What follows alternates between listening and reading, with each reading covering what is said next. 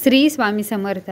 आज आपण आषाढी एकादशीबद्दल माहिती व ज्यांना उपवास व्रत करणं शक्य नाही त्यांनी काय करावे याची माहिती जाणून घेणार आहोत। आषाढी एकादशीला मोठी एकादशी, महा एकादशी किंवा देवशयनी एकादशी म्हणतात। तुमच्याकडे या एकादशीला काय म्हणतात नक्की कमेंट करून सांगा व माहिती जाणून घेण्याआधी चॅनलला सबस्क्राईब करा। तर यावर्षी आषाढी एकादशी ही 17 जुलै म्हणजे येत्या बुधवारी आहे। एकादशी व्रत उपवास केल्याने सर्व पाप नष्ट होतात व विष्णू भक्तींचे पुण्य मिळते। आणि माझी आई तर म्हणते हे एकादशी केल्याने सर्व वर्षभरातल्या सर्व एकादशी केल्यांचे फळ मिळते। एखादी इच्छा ठेवून हे व्रत केल्यास इच्छा पूर्ण होते, त्यामुळे हे व्रत सर्वांनी नक्की करावे।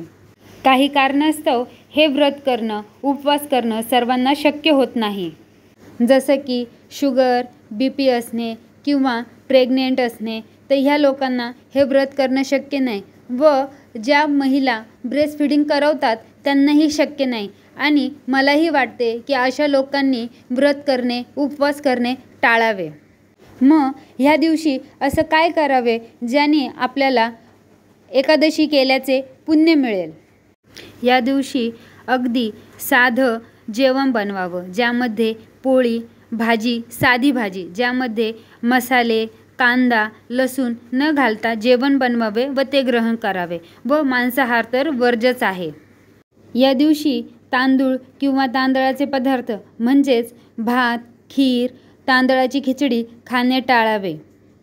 व दुसरी गोष्ट म्हणजे दान। या दिवशी दान करण्याला खूप महत्त्व दिले आहे, त्यामुळे शक्य होईल तेवढे अन्नदान, पाणीदान किंवा गरजूंना पैसे दानही नक्की करावे। हे पुण्यकर्म मानले जाते। आणि प्रत्येक गावामध्ये विठ्ठल रुक्मिणीचे मंदिर हे असतेच। मग सर्वांनी तिथे जाऊन फूल, फळ, दीप, धूप, अगरबत्ती, खडीसाखर, नारळ देवाला अर्पण करून देवाची पूजा करावी। आणि काहीच जर शक्य नसेल तर नामस्मरण, या दिवशी भगवान विष्णूंचं जमेल तेवढी सेवा करा। वेळ काढून नक्की देवाची आठवण, नामस्मरण करत राहा। नामस्मरण हीच सर्वात मोठी सेवा आहे, त्यामुळे नामस्मरण सर्वांनी आवर्जून करा। जर ही माहिती तुम्हाला आवडली असेल तर नक्की लाईक व शेअर करा व ही माहिती विठ्ठल रुक्मिणींचरणी अर्पण करून हा व्हिडिओ पूर्ण करते।